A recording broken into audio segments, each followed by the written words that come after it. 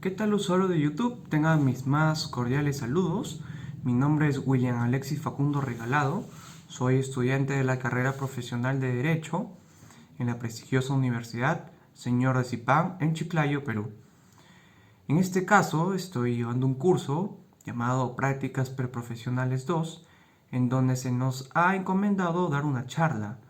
Esta charla tiene como tema la violencia interfamiliar y la violencia sexual en el Perú.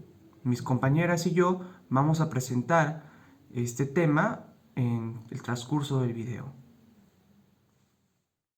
Ahora vamos a entrar al tema sobre lo que es la violencia interfamiliar y violencia sexual en la pandemia que ha sido ocasionada por el coronavirus. Primero vamos a hablar sobre qué es la violencia interfamiliar. La violencia interfamiliar se denomina o es denominada el tipo de violencia que ocurre entre miembros de una familia y que puede tener lugar a un entorno doméstico o fuera de él. En este sentido, la violencia interfamiliar se registra cuando se produce situaciones de abuso o maltrato entre personas emparentadas, bien por consanguinidad o bien por afinidad. Se ocasiona cuando existe episodios de violencia doméstica, cuando se han ocasionado daños a la integridad física, psicológica o emocional de una persona, ¿no? Los tipos de violencia más comunes que tienen lugar en una familia son de los padres a hijos y de los maridos a mujeres. Que maridos a mujeres se ve mucho contra la violencia contra la mujer en nuestro país. Aunque también pueden ocurrir de formas inversas o involucran a otros parientes, ¿no? Que vendrían a ser tíos, primos o abuelos. Las causas, ¿cuáles son las causas que motivan a la violencia interfamiliar? Estas son muchas, aunque por lo general se producen como forma de imponer el poder o respeto o sobre todo autoridad en un miembro de la familia o en tu pareja sobre todo, si es violencia contra tu esposa o pareja o conviviente. Y bueno, en las situaciones de violencia siempre existen dos roles que vendrían a ser el agresor y el agredido.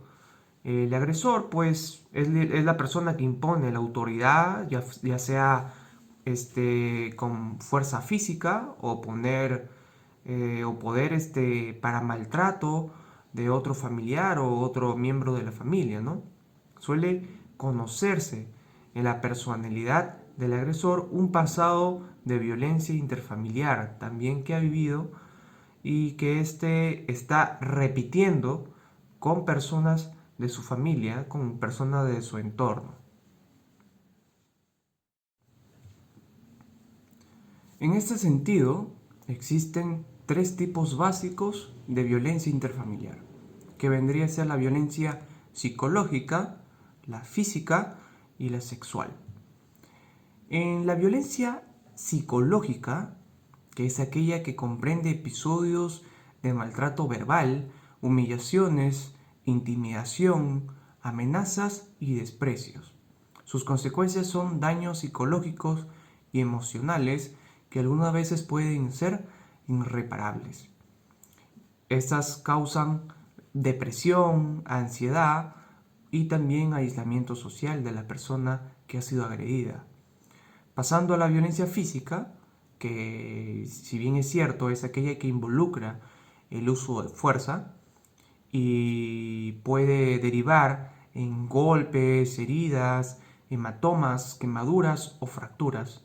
Dependiendo de la gravedad de las lesiones causadas por la violencia física, se puede requerir atención médica cuando son graves, ¿no?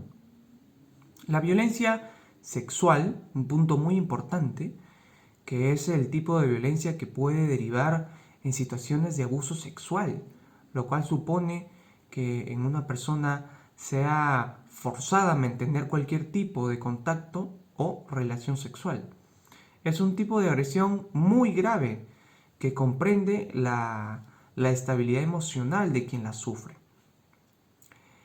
En este caso, continuando hablando sobre la violencia sexual en la pandemia que ha sido ocasionada por el coronavirus, se ha registrado en el Perú la mayoría de las denuncias por abuso sexual han sido contra niñas y niños, las cuales han sido recibidas en los centros de emergencia de la mujer, en donde corresponde a hechos de violencia ocurridos en el pasado, pero que los menores de edad recién han podido revelar a sus padres. Pasando un punto en donde se habla más sobre todo de la violencia contra la mujer o feminicidios también, la cual se ha registrado en el estado de emergencia que 21 mujeres fueron asesinadas por sus parejas o exparejas, ¿no?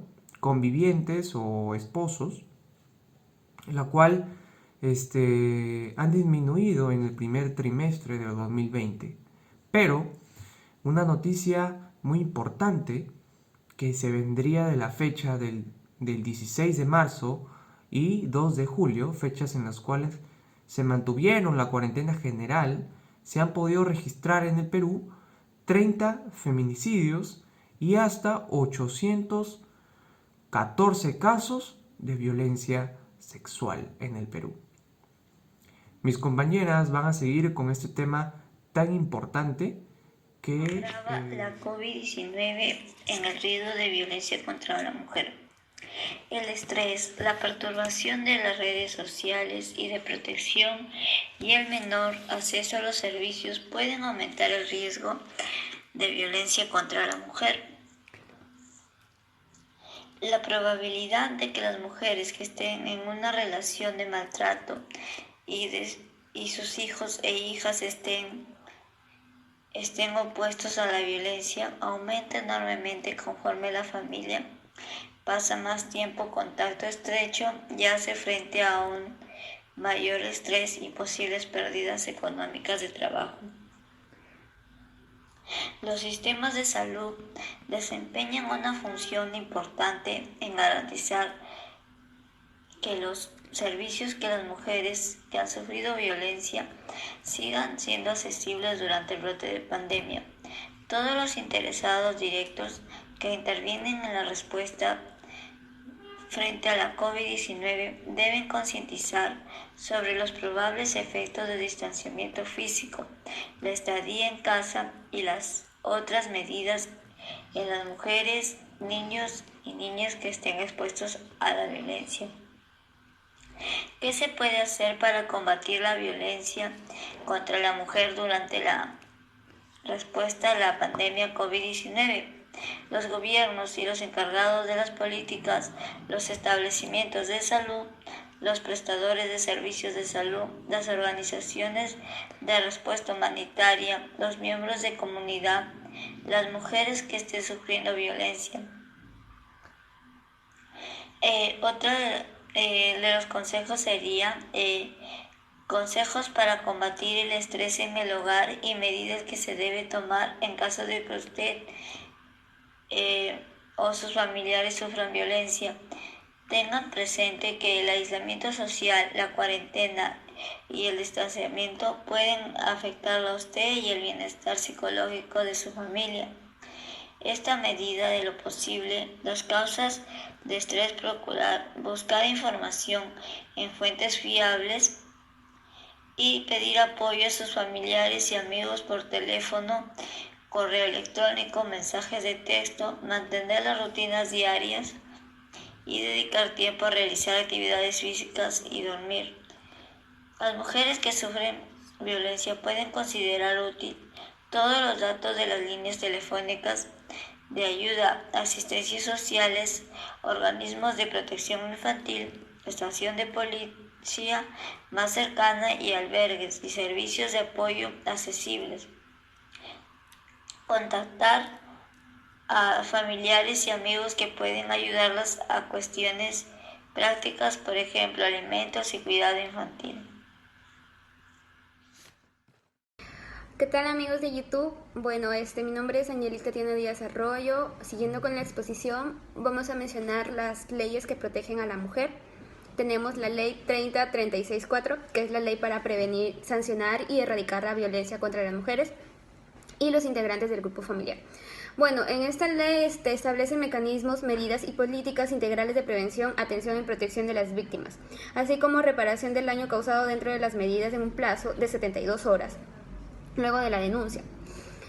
Bueno, el juzgado de familia debe evaluar el caso y resolver en audiencia oral la emisión de las medidas de protección, ¿no? Para luego remitir el caso a la Fiscalía Penal para iniciar el proceso. Esta ley señala además que en caso de evidente delito, la Policía Nacional del Perú debe proceder a la inmediata detención del agresor, incluso allanando su domicilio o el lugar donde está ocurriendo los hechos. Tenemos la otra ley, que es la ley 30314, que es la ley para prevenir y sancionar el acoso sexual en espacios públicos. Esta indica que incluye actos, comentarios e insinuaciones de carácter sexual, gestos obscenos, tocamiento indebido y exhibiciones. La siguiente ley que tenemos es la ley 37942. Bueno, esta ley es la ley de la prevención y sanción del hostigamiento sexual.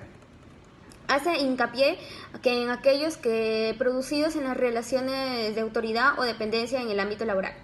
Aquí se incluyen actos como promesas a cambio de favores sexuales, amenazas, uso de términos de connotación sexual o sexista, acercamientos corporales, roces y trato ofensivo u hostil por el rechazo de las conductas señaladas. Y por último, la ley 29819, que incorpora el delito del feminicidio en el Código Penal.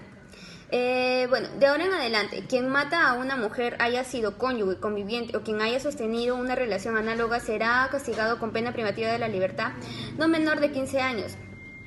Esta ley modifica el artículo 107 del Código Penal ante el aumento de la peligrosidad que conlleva ser mujer en estos días y los asesinatos que se producen por su calidad de mujer. Bueno, el concepto equivocado que tienen muchos hombres en la actualidad, donde catalogan a la mujer como un objeto de su propiedad o que pueden disponer de ella como deseen, ha generado que nuestra normativa busque proteger con condenas más agravadas a la mujer, ¿no? Sin darse cuenta de que no es una solución, sino tan solo un paliativo, disculpe. Bueno, es en el hogar, en nuestra institución educativa, donde debemos acabar con estos actos machistas que dañan nuestra sociedad. Sin embargo, a la mujer peruana nada la detiene y es importante destacar el empoderamiento que desempeña en la actualidad, siendo motor de nuestra sociedad. Estos han demostrado que pueden desempeñar en igualdad de condiciones con los hombres y en todos los campos superando. Siguiendo con la exposición de mi compañera Angeli, yo voy a hablar sobre las consecuencias de violencia intrafamiliar y violencia sexual en pandemia. Debido a la pandemia, el aumento de la violencia intrafamiliar y violencia sexual ha aumentado, en el cual encontramos, ¿no?, unas consecuencias, que una de ellas es la violencia física. La violencia física es toda acción generada de manera voluntaria y por lo mismo ocasionando daños, ¿no? Daños como la agresividad que te provoca, ¿no? Provoca daños como por ejemplo un moretón, heridas, el cual las consecuencias pues no son físicas, tanto externas como internas. La violencia física es un problema que se ejerce cada vez más con más frecuencia, que la cantidad de denuncias que se realizan va en aumento, y es algo que nosotros, las mujeres y el país, bueno, quiere que esto vaya más bien menore, ¿no? Porque nosotros las mujeres debemos de darnos nuestro lugar, no aceptando la violencia, ni siquiera psicológica, ni siquiera física, ni verbal. ¿Por qué? Porque eso nos hace un daño, el cual si estamos viviendo esta clase de violencia, tenemos que ir y denunciar este hecho, ¿no? No quedarnos callados. Y también existe otra consecuencia, el cual es la violencia psicológica. La violencia psicológica o emocional, el cual que de manera verbal menosprecian, insultan, discriminan, humillan y ocasiona un daño en el autoestima e integridad física y moral, el cual la autoestima es nuestra base de nosotros. Nosotros tenemos que tener una autoestima alta para darnos nuestro lugar, para saber quiénes somos y cómo somos, ¿no? Y no venga cualquier persona a insultarnos, a menospreciarnos, sino nosotros tener claro, ¿no? Y conocernos, no porque una pareja, un amigo o otras personas vengan y nos quieran menospreciar, insultando, ¿no? Dañando emocionalmente. Nosotros vamos a actuar igual que ellos, ¿no? Sino nosotros sabemos lo que somos y lo que valoramos. Y siempre tenemos que tener en cuenta eso. Y si estamos pasando por una situación así, tenemos que denunciarlo. Eso es todo. Gracias.